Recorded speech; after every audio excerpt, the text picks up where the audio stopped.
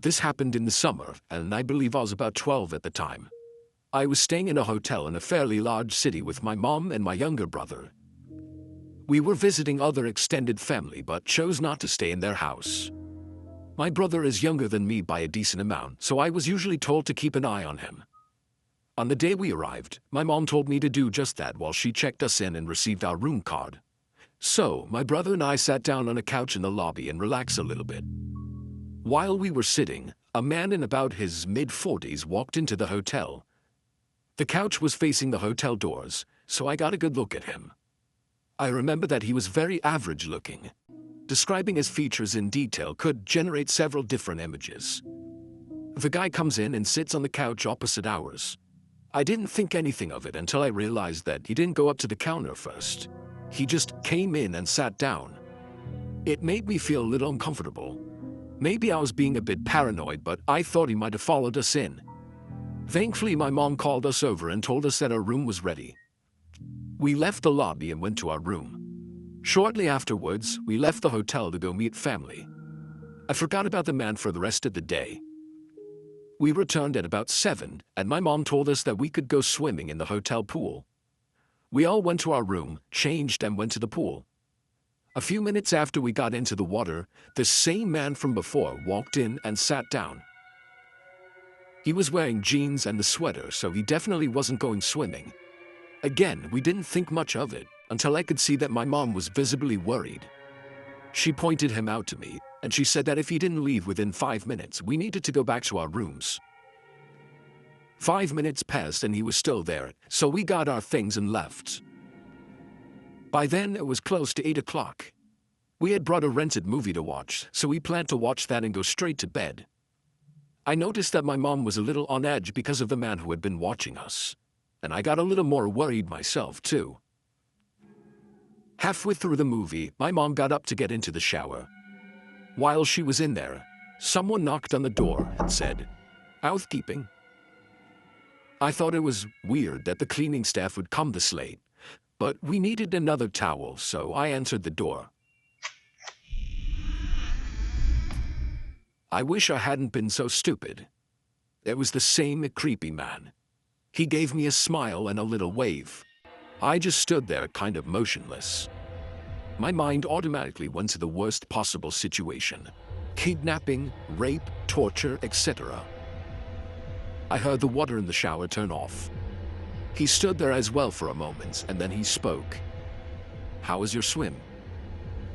At that moment, my mom came out of the shower, saw the man at the door, pulled me back, and slammed the door. She locked it. Then she called the front desk from our hotel phone to report the guy. I told her to just call the police, but she didn't listen. She then requested we switch rooms. I then heard footsteps stomping down the hallway away from our room. Thankfully, the guy had left. After that, we switched hotel rooms and didn't see the guy again during our stay.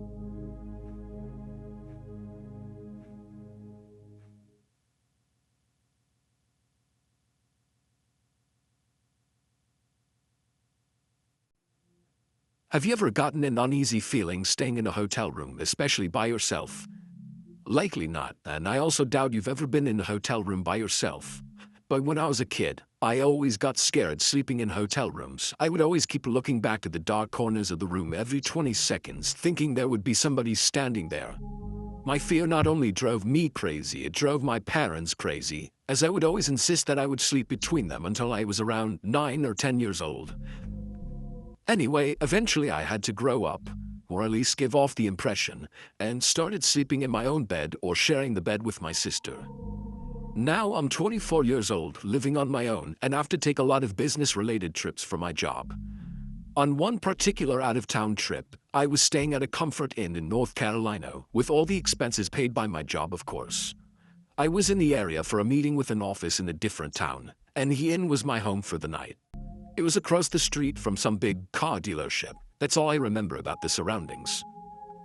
Anyway, I was off the next day, so I could look forward to just relaxing in the hotel and watching a couple movies.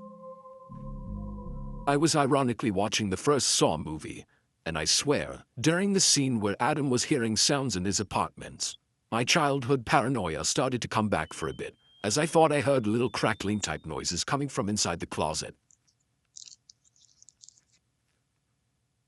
Being 24, I told myself that I had to get over this nonsensical childish fear.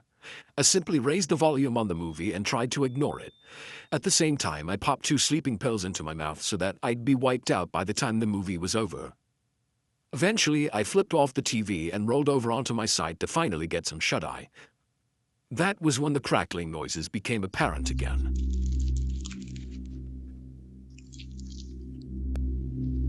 It wasn't constant or anything. It was just like once every minute or so I'd hear this crackling type noise that I just can't describe coming from the closet.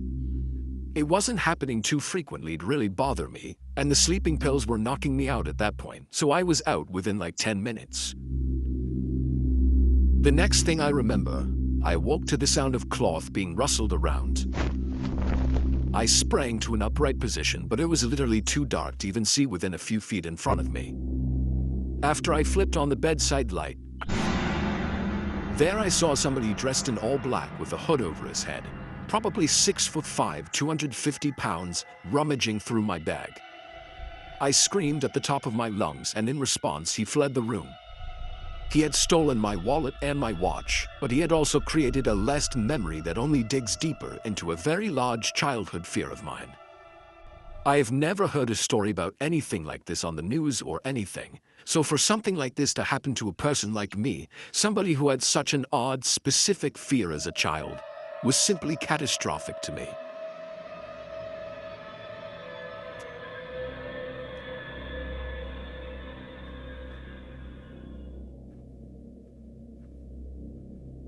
When I was 17, I started to develop some beef with my dad, who's a huge hothead.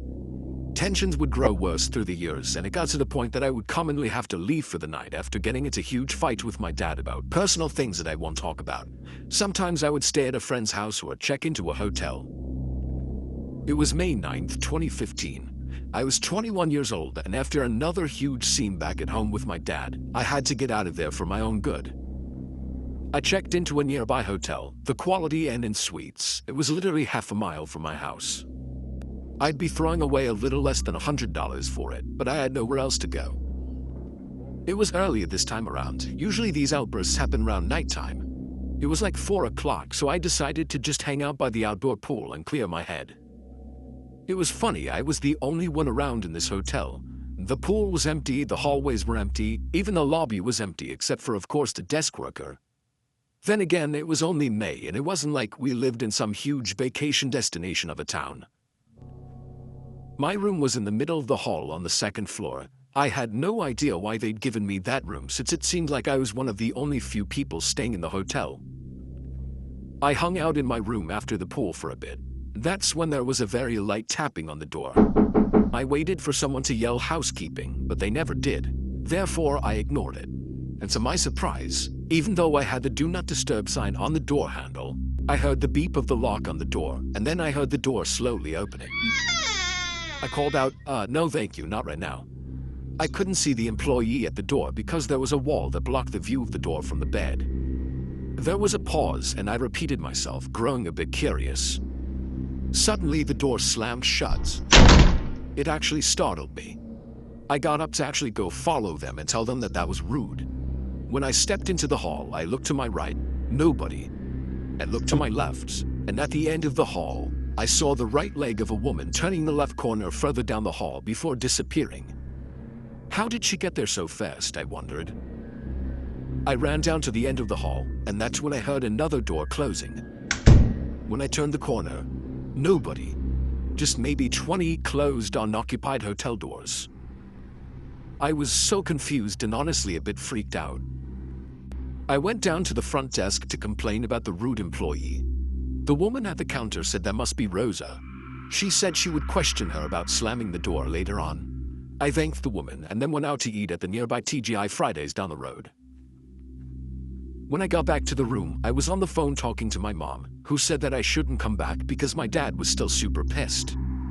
I entered my room and told her how depressed I was with all this fighting bullshit, and she understood. When I hung up, it was only 8 o'clock. I wanted the night to be over. I brushed my teeth, watched a little TV, and went to sleep at around 9 o'clock. I woke to a noise. At first, I didn't know what it was. I rubbed my eyes, sat up, and listened.